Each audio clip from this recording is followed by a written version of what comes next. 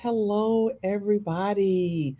It's Twanna here. Thanks for joining me. And as people are hopping on, then take a few moments to let people get started, right? Get started popping in. So I'm coming on to you live from several places. So I do want to say that if you have questions or if you have comments, of course, you're more than welcome to drop them in the comment section, and I will attend to them while I'm on camera live. I'll answer your questions or comments and that type of thing, right? So I do want to say welcome to all the different platforms out there. And I want to just a couple of more seconds here and I'll get started. For those of you who don't know me, I'm Dr. Twanna Carter, and I am a career transition coach for high achieving professional women who are a little bit nervous and anxious about transferring into a new career. I help them by recognizing and communicating their unique value and by instilling a deep sense of belief in their own strengths and abilities so that they can confidently and courageously create success on their own terms and pursue a path of purpose that is meaningful to them. So I have some notes nearby. I like to say that and cover those things because I have social anxiety, and so that's kind of my little safety net. If you see me looking off, checking my notes and being sure that I cover what I promised I would cover, right? So today I am discussing how to change careers when you have no clue where to start because you don't know what you want to do, right? It's typically one or the other. Either you don't know what you want to do, or you could be like me, you want to do everything in the world because you do so much you can't narrow it down to figure out where should I go to next, right? And that's kind of what causes that anxiety. Well, that and the fact that some of you have trained for 4, 8, 10 years to do a job, and you get in there, and if it's a few months, if it's a few years, you're going, I don't really want to do this. Or those of you out there, you may be the person that's been in the job 5, 10, 15, even 20, 30 years, and you're like, I don't want to do this anymore. But I've been here so long. What do I want to do? And that's happened a lot during the pandemic. People realized some people went home and they teleworked and they had that time to come down to realize I don't like this. I don't want to be here anymore. But if it's the only thing I'm trained to do, it's the only thing I've ever done, what do I do next? Right. And so that's what I want here today to really talk about where you can start and to give you some ideas where to start. So I have five, right? There's five here, five, right? I might throw in a little extra here and there, but five things that you need to be aware of. Number one, you have to be aware of the fact that change is possible. That's the number one thing. Understand that change is possible. It is, right? And for some of us, that means, doing a mindset shift. Again, if you've been in a place 5, 10, 15, 20, and I know people that have been in the same workplace, in the same desk, with the same company, with the same supervisor, 10, 15, 20 years, changing could be a little intimidating because it's all that you know and your mindset is kind of fixed in that place. So you have to shift that mindset. I know people who are doctors like I don't want to do this anymore. I understand I did all this training, I took all this money out in loans. I don't want to do this anymore. And it takes a mindset shift to start looking at what's possible, but you got to first believe that things are possible. It is possible to change, right? And to be able to change, you'll have to tackle fear. That's the number one thing, where it's the fear of the unknown, fear of being rejected, fear of making your family upset with you, fear of disappointing family because you're in the family business, or everybody's been a doctor, or everybody's been a policeman, everybody's been a lawyer, and now you got to go to this family and say, I don't want to do this anymore. I want to do something different. You have to tackle that fear, right? And that involves sometimes resolving limiting beliefs, right? And those limiting beliefs that people have is, well, I'm too young. I've only been doing this 1, 2 years. I'm too young to change, or I'm too old to change, right? Or, I don't have this education. I don't have that degree. Or I've just been in the job too long. Those are all limiting beliefs. Everybody has value, but you have to figure out what it is. And to be able to figure out what it is, you got to believe change is possible, right? And do a mindset shift. So that's number one. And I am going to check across the social media to be sure. I try to check across to be sure that I don't miss comments when I do this. So anybody out there believe that change is actually possible? Are you in that phase where you're going like, I think, I think I can do this. I think I can do this. That's the first step, right? That is the first step. My first job was, my first real job, I should say, my professional job was in the military. I was in RTC, I had an RTC scholarship. I went to college and trained for 4 years. Day three in the military, I knew the military wasn't me. Day three. Yes. Day three. Now, I stuck with it for 6.5 years, but day three, I knew the Army was not for me. And I mindset shift. This is what I trained to do. It's what I said I was going to do. And I stuck with it for 6.5 years before I finally got up the courage to take that step and leave. It happens, right? Mindset shift has to occur. You have to understand that change is possible first. Then you can start plotting that change, right? So I've got one more social media to check here to be sure that I'm not missing comments. And there we go. I have two comments. Let's see if I can see. All righty. Yes. Got that covered. All right. So, number two, what is the second thing you've got to do? You have to be able to explore. You got to do a lot of exploration because right now, a lot of you are sitting there looking like, I don't know what to do next. I don't know what my skill set say I can do. I've only done this for 3 years. I've only done that for 10 years. So the thing that you have to do is do exploration while you're still at your current job. Now, there are some people out there who are blessed enough that they can really done with this job. I quit, I resign, they give their 2 weeks notice and they go sit at the house. And for the next 6 months or so to a year, they can explore what they want to do because they have those 6 to 12 months, money saved up, they can do that. Most of us are not in that boat. Some of us would like to be there, but we're not in that boat. And that's okay because you can do exploration while you still have a job. In fact, that's what I recommend. I don't recommend that you just quit a job, right? I don't recommend you just quit and start over unless you have the financials that can support that. And some people do. They actually have the financials that can support that. And that's fine, right? Cool. So what do I mean by exploration? Right? It take for a moment. Growing up, I was that kid, right? My parents are from the South, and so they cook a certain way. And I was that kid. I don't like collard greens. I don't want cabbage. I don't eat black eyed peas. I don't eat butter beans. I don't want fried chicken. I'm not eating spinach. I'm not eating beets. I don't like English peas. I'll eat corn off the cob, but I'm not eating it on the cob. I'm not eating cream style corn. You kind of, I was that kid. I was that picky kid, right? But my parents cooked a certain way, and that's just how they cooked. So meal times were a battle in my home. Well, not a battle. I was like, I'm not eating it. You're not getting up until you eat. And so it kind of made this a standoff, right? My parents cooked how they knew. I ate how I knew, and it was a standoff. When I had my daughter, and I have three girls, each girl, I'm talking about I threw everything in the kitchen sink at them. All the stuff I didn't like, and I introduced them to eggplant and squash and zucchini, everything that I didn't like and everything I never heard of. I literally threw it at them. I just wanted to find out what they would eat so dinner time would not become battlegrounds. So when you're doing exploration and you don't know what you want to do, you got to explore. You got to be introduced to whatever it is out there. Just find it. Talk to people, do research, do job exploration. And you can do virtual job exploration, right? There are people that do job exploration. They're following somebody around on Zoom. You can still do a lot of that stuff. Some places are back at work. You can do it in person.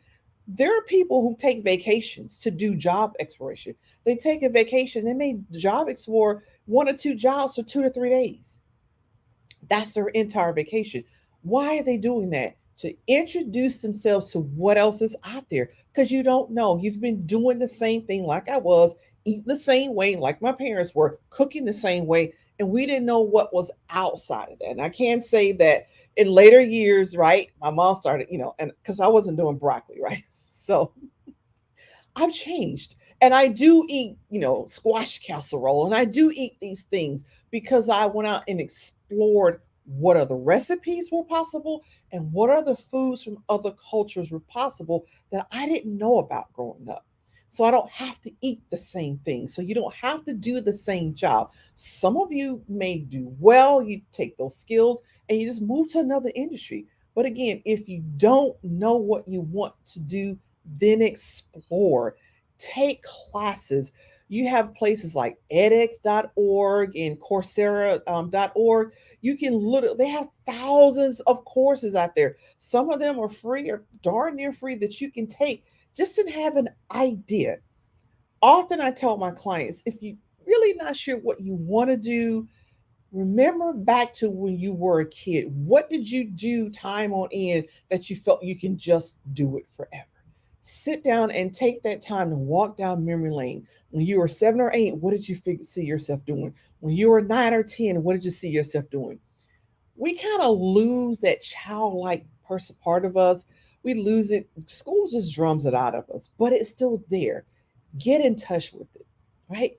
I had a client that I do career visualizations for clients that are kind of like, I don't really know what I want to do. So the client came in and, we were working together.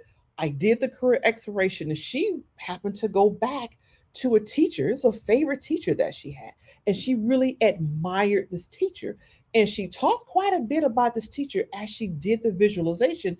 And so, when we're done with the visualization, we're just doing a little after action report. Yeah, I'm still military. I still say after action report, talking with the client, and she realized that her love of travel came from that teacher.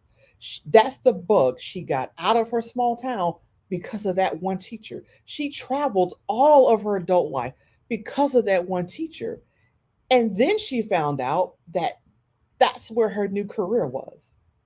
She actually found her new career because she went back and she remembered how that teacher made her felt, right? She could see the world through that teacher's eyes. And that's her business. She came to me because she's getting ready to retire. She's like, I need a business. I need to do something else because I'm not doing this. I've done it for 25 years. I'm done.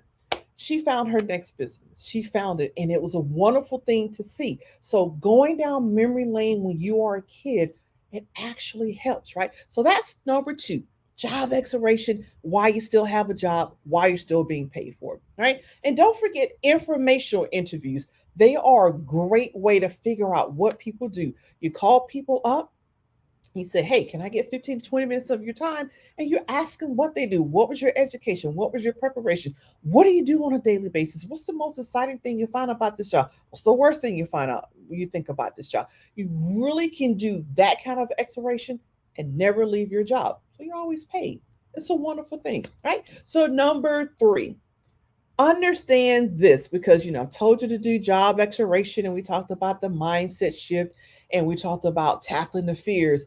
Take action. Now, I will say that for this one, I have problems with this. I'm an introvert and I have social anxiety. So I love living inside of my own head. I love it. It's safe there, it's comfortable there, and I love it. And I can plan stuff to the nth power, and I can make list after list after list of list of the list of the list that I have. But the thing is, you don't get anything done when you do that. You don't, because you're list building, you're doing analysis, and you get analysis paralysis. How do you break free of that? You gotta actually take action, do something. It doesn't have to be a gigantic leap. Chunk it down to small bite sized pieces and then pick one thing and then do it, or else you can be stuck. Alex, I've been there, stuck inside your own head for weeks and months because you're analyzing, you're coming up all these great things that you can do, but you never do an action and take action on it. So take action, right? Like I said, chunk it down to small pieces so your brain doesn't get overwhelmed with too much new stuff at one time. Your subconscious will get overwhelmed with too much new stuff because it likes a routine. And when you do too much new stuff at one time, you're breaking a lot of routines. And that survival brain's like, I don't like this. We like the routine. We know what's coming next. So You want to chunk it down to small sizes, right? For instance, what are some examples of that? I often run into women who now need to use their network, and they tell me they're ashamed or they're embarrassed because they have lost all contacts with their network. Not a problem. Choose one person from your network, one per week, and reach out and make contact. Because right now you don't need anything, right? And that's women tell me I feel guilty about asking people for something. Well, right now you don't need anything. So right now, one per week, pick someone in your network if you want. That's the lowest to start. One. You can start with two if you want to, but make contact with that person, reestablish contact. Something as simple as you know what industry they're in or you know what their job is. Look up some research surrounding their job and send them an article. Hey, I just read this article on this. Thought this, or highlight some high key points to them. You can also, just say, hey, if you went to the same school, hey, did you catch the game? Our team won, or oh man, we got beat in that one. Just choose something that you can talk to that person, and it's not a big deal. You're not asking for anything at this moment. You're simply reestablishing contact, right? You can reach out to someone and say, hey, happy anniversary, happy birthday. Or some people are getting divorced now. They throw these big divorce parties and they do the photo shoots because they're getting divorced. Hey, happy divorce day. I guess it's happy divorce day. I'm not really sure, but whatever happy it is, they're happy, right? But that's all it takes, right? I had a client that I told her that. She kind of looked at me like, okay, I'll try that. And she came back, she said, do you know that stuff works? I sent an article and they were so pleased. They were so happy. They were happy to hear from me. They were happy to get their information. And she was like, that's networking. I was like, yeah, that's networking. It doesn't have to be, what do you do? And I want this from you, or I want this job. Can you help me? No, reestablish contact, build communication, build the networks. You're building relationships. That's really what networking is. Build that relationship, right? So that was number three. Take action. Don't do like I do with analysis paralysis all in your head. And I got 1,001 lists. Pick something off the list and do it. And then when you get that done, check it off. Pick another thing and do it, and just keep going until you build that momentum, right? Number four is really, really important. You have to surround yourself with a supportive network. I know some of you work in some toxic workplaces, and you can't even let a breath out that you're thinking about moving because everybody gives you the cold shoulder. They stop talking to you. They make life miserable for you. But that means you need to still find another supportive network, right? Get this. Scientists showed a picture, to some test subjects, research subjects. It was a picture of a mountain and the person was standing alone. When they were standing alone and looked at the mountain was like really, really tall. When they showed the same test subjects a picture of that same mountain, but they had other people with them, the mountain seemed smaller. So, yes, career transition, right? It takes time. You got to put effort and energy in it. But if you surround yourself with a supportive network, it doesn't seem like it's so lonely. It doesn't seem like it's so isolating. It doesn't seem like it's so impossibly difficult to achieve, right? So get that supportive network. Really great if, your supportive network is also the people you're going to be working with to help you find a job in the future. That's like a twofer. I love twofers, right? I do. So yes, get into a network, and I know, like I said, some of you, your families, you can't talk to them because it's like, what? We spend how much money to get you to school now? You're not gonna do that because you're not gonna mess with that degree. What, are you crazy? What's your? I get it. Sometimes family is not that supportive network. I understand it, but here's the thing: do you belong to a sorority? Do you need to get back in contact with your sorority? Right? That's possible. Do you belong to other organizations, Girl Scouts? If you're an accountant, do you belong to the accounting association?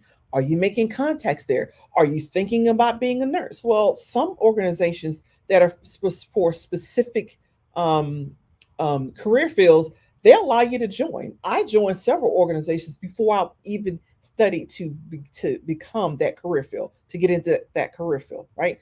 Can I say that again? Let's rewind that. I joined organizations before I ever started working in the career field.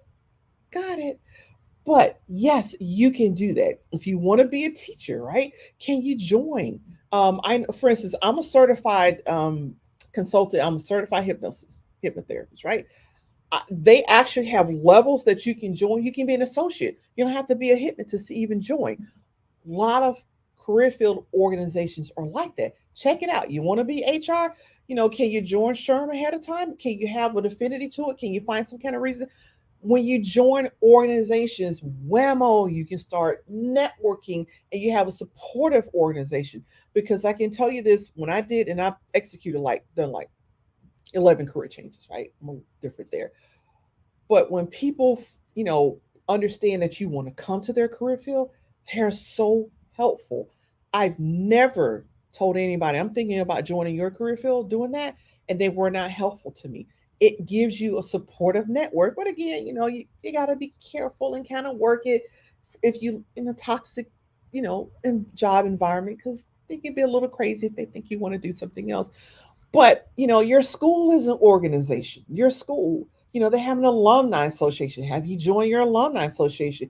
There are so many different organizations that you can join to find that supportive network. But you do need to surround yourself with a supportive network going through this, right? Number 5, you do need to understand that career transition is not a sprint. It's a marathon. So you're going to take it in small chunks. You're not going to run the whole 26 miles of the marathon. You may only run the first one or two. Get stuff done there. Go that next 1 or 2 miles, right? And it's simple enough, right? And I know some of you have been there for like 10 years. So you're probably like, resume, what's that? Do I have one? I don't know what it looks like. Well, maybe that's where you start. Just find your resume. Don't do anything with it, but just find it. That's a step, right? Start reaching out to your network. One per week. You want to do it two per week. You want to be high speed, do it three per week, right? Small chunks. Start talking to people in the career field that you may or may not want to go to. Maybe it looks good. And when you do the information interview, you get like, oh, I'm going to exit left on that career field.